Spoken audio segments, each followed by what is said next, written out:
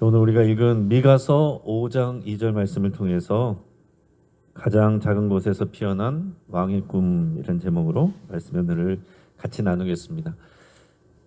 예전에 1928년에 스코틀랜드에서 있었던 일입니다. 거기에 한 세균학자가 있었어요. 그 사람의 이름은 알렉산더 플레밍이라는 과학자였는데 휴가를 갔다가 돌아와서 실험실에 들어와서 이제 정리를 하다가 이상한 거를 발견하게 됐습니다. 자신이 이제 세균을 배양하는 그런 접시들이 이렇게 있었는데 어떤 접시를 보니까 곰팡이가 핀 거예요. 근데 자세히 보니까 신기하게도 그 곰팡이 주변에는 세균이 자라지 않고 있는 겁니다. 아마 다른 과학자들이었다면은 이거 망쳤네, 곰팡이 펴버렸네, 세균이 자라지 않았네, 그러면서 이제 버려버렸을 실패한 실험이었는데, 하지만 이 플레밍은 그 보잘것없어 보이는 곰팡이를 한번 진지하게 연구를 했습니다. 그리고 그게 페니실린이 됐어요.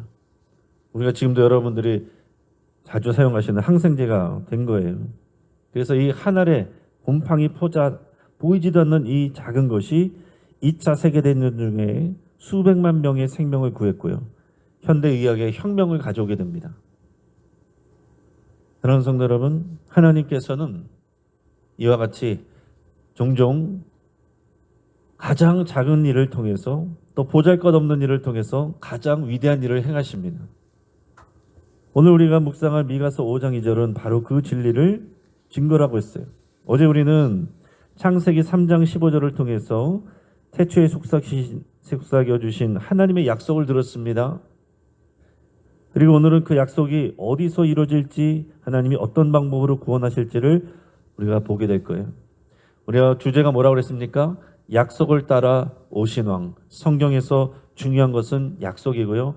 모든 일들은 하나님의 약속을 따라서 이루어지는 것이고, 그래서 우리가 더 믿을 만한 말씀이 되는 거예요. 예수님의 오시는 이 성탄의 이 놀라운 일도 하나님의 약속을 따라서 오시는 건데, 어제 창세기 3장 15절 읽고 우리는 그 다음날 바로 오늘 미가서 5장 2절을 읽었습니다. 성경책으로 보면은 그냥 한 움큼 정도 되는 분량이지만 그 사이에 수천 년이 흐른 거예요. 여러분, 그 시간의 감각을 우리는 잘 못 느끼지만은 생각을 하면서 우리가 이 말씀을 읽어야 됩니다. 많은 일들이 있었던 겁니다. 많은 일들이 있었고, 하나님께서 또 출애굽 사건도 일으켰고, 사사계 시대도 지났고, 왕정이 세워졌는데 그 왕정 만렵이에요. 그때 이 미가서 선지자가 예수님이 오시기 전에 약 700년 전에 800년 전에 사역을 하면서 오늘 이 말씀을 하나님께 받아서 전하게 되는 겁니다. 미가 선지자가 살았던 시대는요, 대략 이사야 선지자하고 비슷한 때예요. 이때 이미 북이스라엘과 남유다는 나눠져 있었는데 북이스라엘은 이미 아수르 제국에 의해서 멸망당한 상황입니다. 그리고 남유다도요, 흔들리고 위기 가운데 있었어요. 이 북이스라엘이 하나님을 떠나서 믿음 생활 제대로 하지 않고 결국에는 멸망하는 것을 눈으로 똑똑히 봐놓고서도 그거를 반면교사 삼아야 되는데, 그게 아니라 남유다 백성들도 똑같은 모습으로 계속 하나님 앞에 우상 숭배하고 종교 생활하고 하나님의 말씀대로 살지 않고 자기 욕심대로 살고, 그런 모습 가운데 위기 가운데 흔들리는 상황이었어요. 하나님께서 선지자들을 통해서 경고하시는데 미가서를 통해서도 경고를 주시는 거예요. 지금 예루살렘은 또한 강대국들의 위협 앞에 떨고 있습니다. 위기 상황이에요. 이런 상황 속에서 하나님은 이 미가 선지자를 통해서 놀라운 메시지를 선포하시는 거예요. 구원자가 오실 것은 화려한 수도 예루살렘이 아니라 작은 베들레헴이란 것을 말씀하십니다. 근데 지금 이 배경을 보세요. 이 배경이 이 하나님의 백성들이 지금 믿음 생활 잘하고 있을 때가 아니라 그들이 믿음에서 흔들리고 있을 때, 굉장한 나라의 위기 가운데, 먹고 사는 일들도 힘들고 어려워지는 그런 때에 하나님께서 이 복음의 메시지를, 또 예수 그리스도에 대한 메시지를 그 약속으로 이어서 주신다는 사실입니다. 이 베들레헴, 우리는 많이 들었으니까 너무나도 어차피 잘 모르는 그 지명 중에서 베들레헴은 우리에게는 유명하지만은 그 이스라엘 전체 지역에서 보면은 베들레헴은 아주 작은 곳이었습니다. 이 베들레헴이라고 했을 때 우리는 작은 곳이구나, 별 볼 일 없는 곳이었구나, 이거를 생각을 해야 된다는 얘기예요. 베들레헴은 예루살렘 남쪽으로 약 8km 떨어진 작은 시골 마을이었고요. 인구도 그 당시에 몇백 명밖에 되지 않는 그냥 농촌 공동체였습니다. 정치적으로도 군사적으로도 아무런 중요성이 없는 곳이, 또 유다의 족보에서조차 두드러지지 않는 미미한 지역인데 그래도 유명한 것은 다윗 왕이 난 곳이다 라는 그것 하나입니다. 자, 그런데 우리가 생각을 해볼 때 그러면 다윗 왕이 났으니까 하나님께서 다윗의 후손으로 오시는 예수님을 이곳에 보냈을까? 그 부분도 없지 않아 있을 수 있겠죠. 그러나 우리가 더 생각을 해야 될 것은 뭐냐면 이 베들레헴이라는 이 지역의 의미, 베들레헴 유브라다야, 이 두 지역이 아니고요.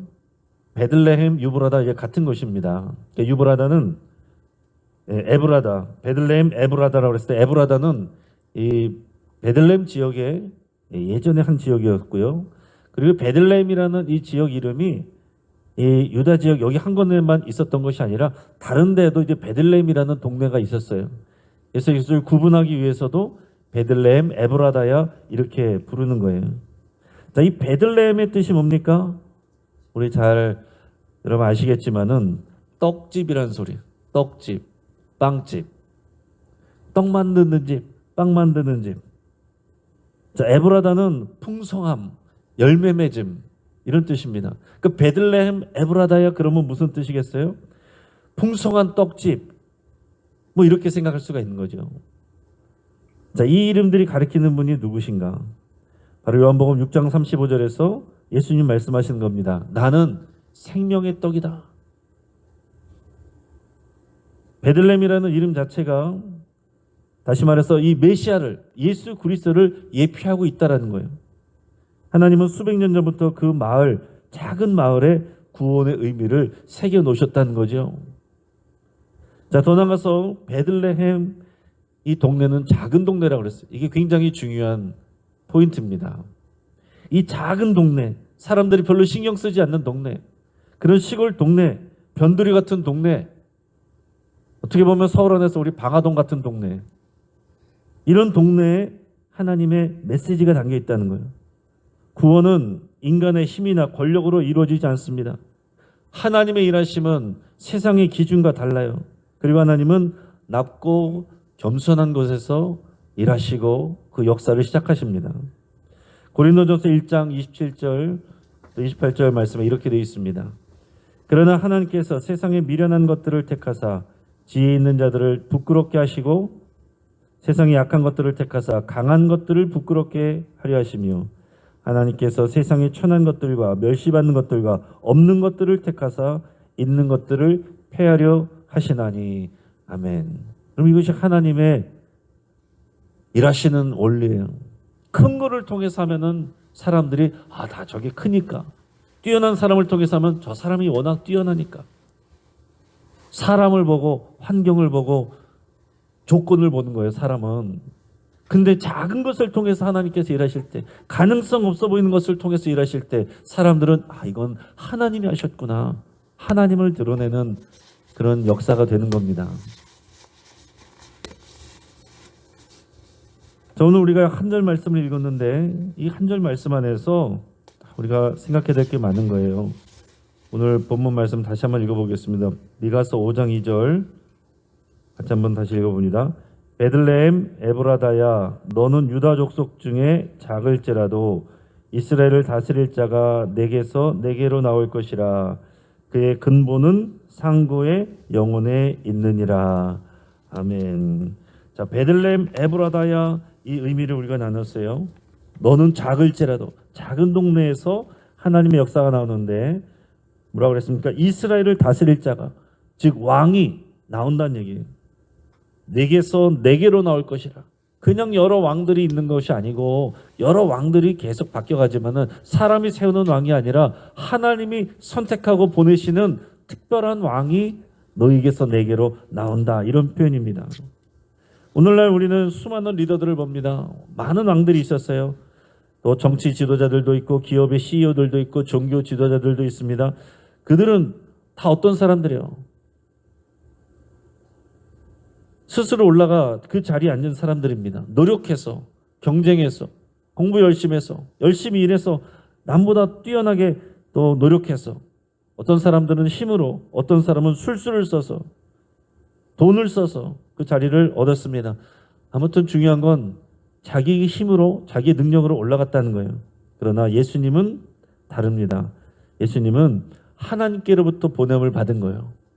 내게서 내게로 나온다. 이스라엘을 다스릴 왕이 하나님이 보내시는 왕으로 오신다는 얘기입니다. 근데 더 놀라운 사실은 뭐냐면 이 베들레헴 작은 고을에서 나오는 이 하나님이 보내시는 특별한 왕이 이 땅에 오는데 이 사람은 상고의 영혼에 있다. 이런 표현을 하셨어요. 이게 또한 굉장히 중요한 의미입니다. 그의 근본은 상고의 영혼에 있느니라. 상고에 있다. 영혼에 있다. 이게 무슨 말이에요? 아주 오래전에 그 기원이 있다는 거예요. 인간의 100년도 안 되는 죽고 살아가는 그런 인생에 그런 죽고 살아가는 거기에 뿌리를 둔 게 아니고 우리와는 차원이 다른 영혼의 상고에 가장 오래된 그곳에서부터 그 뿌리가 근본이 있는 분이다. 이런 분입니다. 그러니까 우리는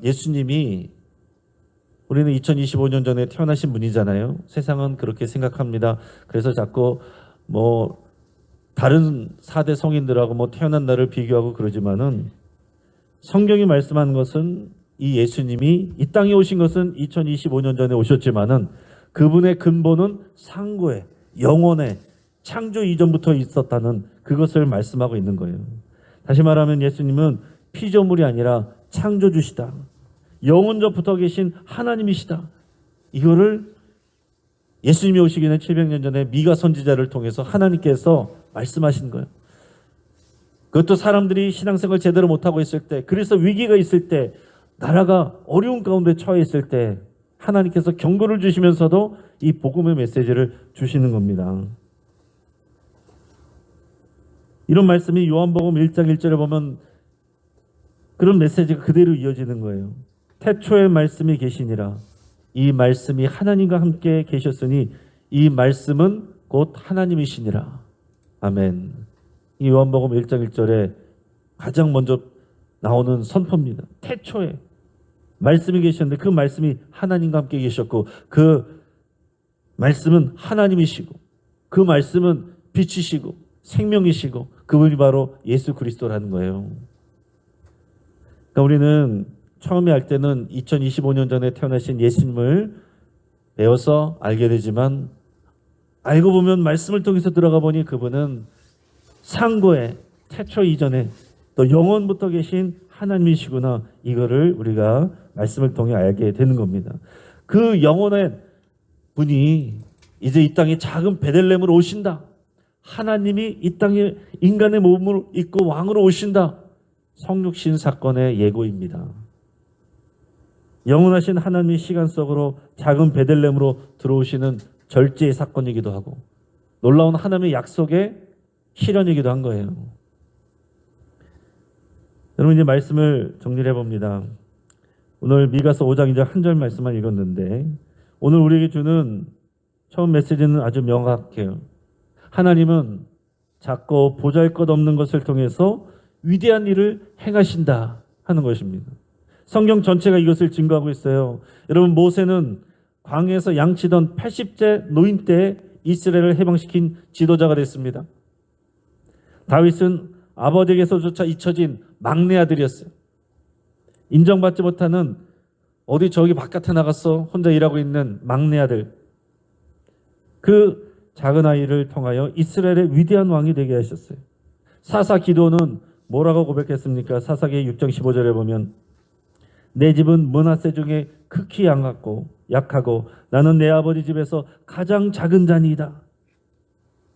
왜 나 같은 사람을 하나님 들어 쓰십니까? 그래서 쓰시는 거예요. 그는 이스라엘을 구원한 위대한 영웅 사사가 됩니다. 마리아는 어땠어요? 나사렛 시골에 사는 무명의 처녀가 메시아의 어머니가 됩니다. 오병이어 기적 보세요. 이름 없는 한 소년에 드린 오병이어 물고기 2마리와 떡 5개, 보리떡 5개를 가지고서 이 놀라운 하나님의 역사를 이루십니다.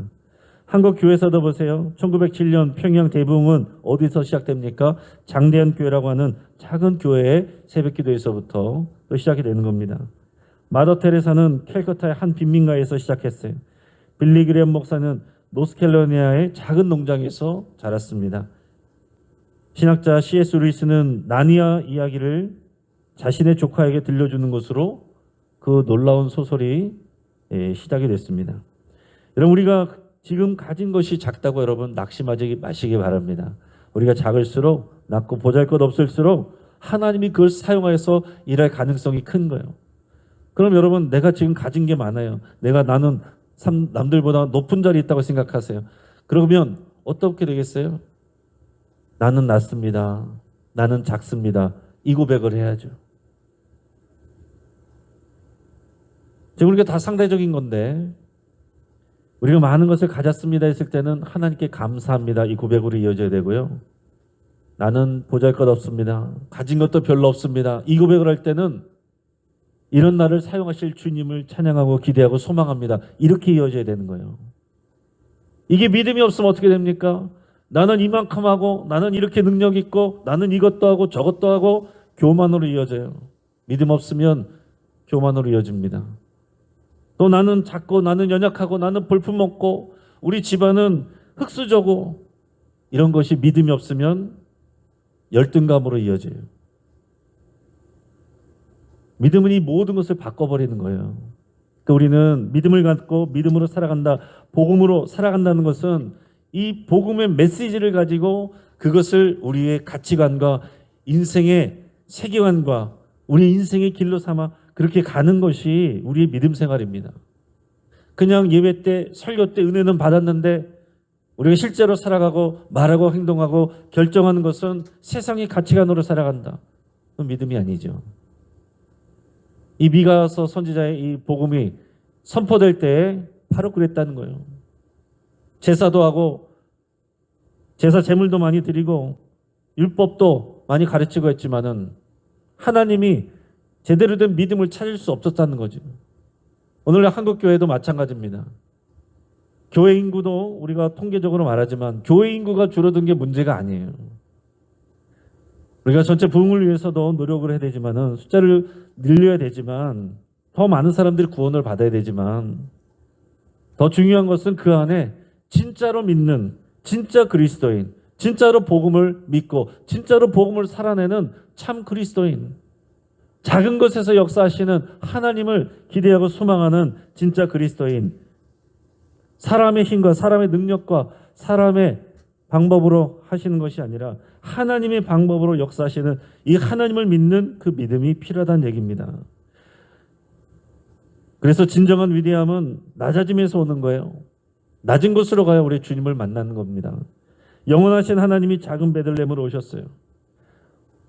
왕궁이 아니라 마곡간으로 오셨습니다. 명문가가 아니라 목수집에서, 시골 목수집에서 자랐습니다. 권력의 중심 로마가 아니라 변방 갈릴리에서 사역하셨어요. 예수님의 제자들은 학식 있는 랍비들이 아니라 무식한 어부들이 대부분이었습니다. 그리고 예수님의 죽음은 영광의 보좌가 아닌 저주의 십자가에서 이루어졌어요. 그러나 이 바로 낮아짐이 온 인류를 구원하는 통로가 되었다는 사실입니다. 여러분, 진정한 부흥은요, 우리들이 갖고 있는 건물이 아니라, 숫자가 아니라, 화려한 프로그램이 아니라 오늘 순정하여 나온 이 작은 새벽 기도에서부터 시작됩니다.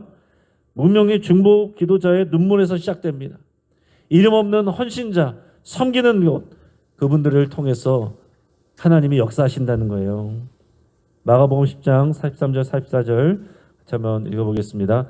너희 중에는 그렇지 않을지니 너희 중에 누구든지 크고자 하는 자는 너희를 섬기는 자가 되고 너희 중에 누구든지 으뜸이 되고자 하는 자는 모든 사람의 종이 되어야 하리라. 아멘.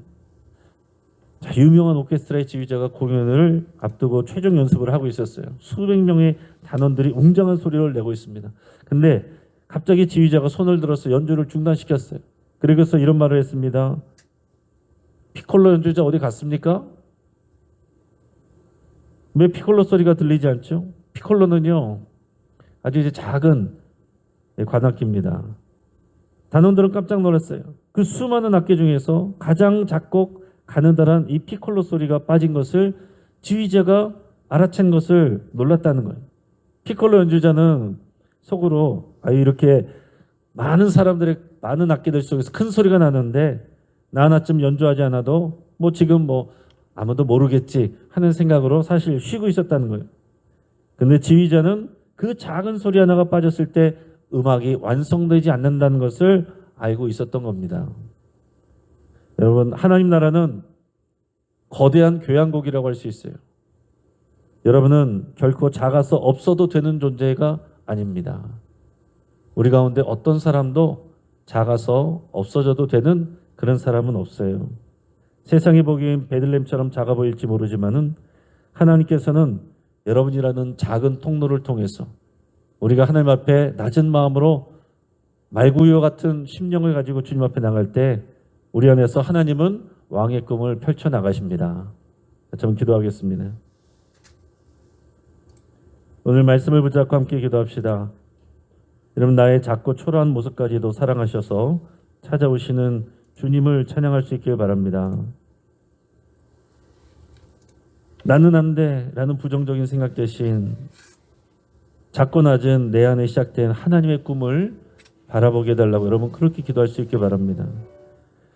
그래서 여러분, 내가 갖고 있는 조건들, 내가 수고한 수고들, 나의 능력들, 나의 명예들, 그걸 붙드는 것이 아니라 내 안에 찾아오신 예수 그리스도를 온전히 붙들고 소망하겠다고 여러분 그렇게 기도할 수 있길 바랍니다. 그리고 오늘 하루 내가 머물고 있는 이 작은 자리가 바로 예수님이 오시는 베들레헴 되게 해달라고 여러분 기도하시기 바랍니다. 나는 왜 하필이면 이곳으로 왔을까? 나는 왜 이렇게 작은 곳으로 왔을까?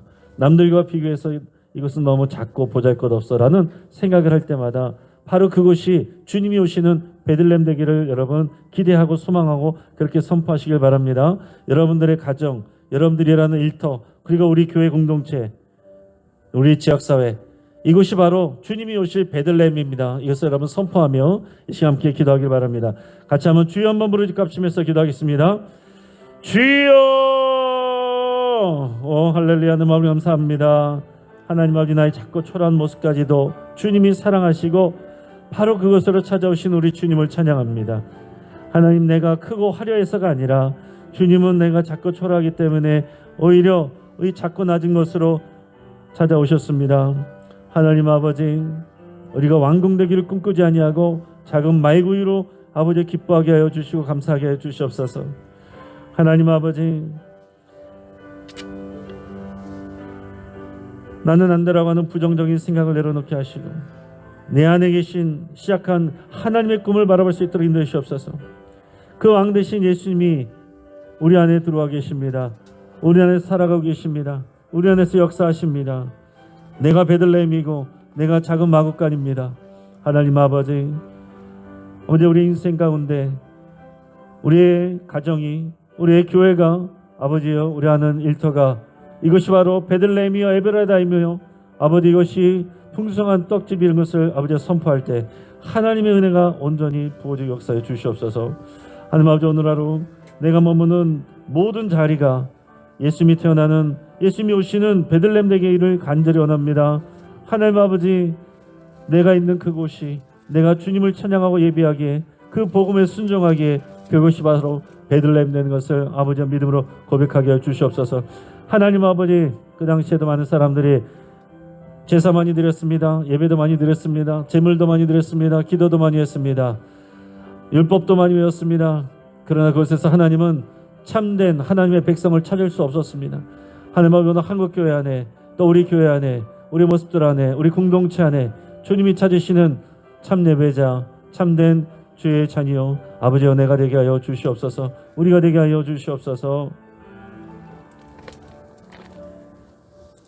이 시간 함께 기도할 때에 우리 환우들을 위해서 기도하겠습니다. 환우들을 하나님께서 붙들어 주시고 인도해 주셔서 환우들 가운데 하나님의 큰 능력과 은혜를 부어 주시기를 간절히 위해서 기도하고, 그들의 또 낮고 연약해진 그 마음 가운데 하나님께서 새로운 소망 더해 주시기를 또 축복하고, 여러분들의 건강을 위해서도 위해서 함께 기도하겠습니다. 여러분의 몸의 건강뿐만 아니라 여러분의 마음의 건강과 영혼이 잘 되는 것을 위하여 기도하시기 바랍니다.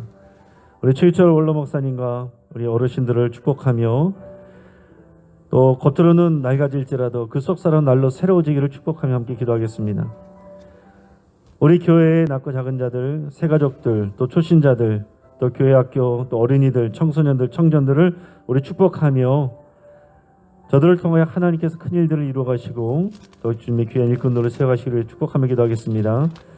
우리 또 교회 우리 권사님들을 축복하며, 우리 권사님들이 기도의 앞자리 서고 섬김이 앞자리 서고 순종이 앞자리 서는 권사님들 되기를, 하나님이 세우신 하나님의 그 목적대로 쓰임받는 귀한 권사님들 되기를 축복하며 이 시간 함께 기도하겠습니다. 이 시간 주여 한번 부르짖고 합심해서 함께 기도하겠습니다. 주여.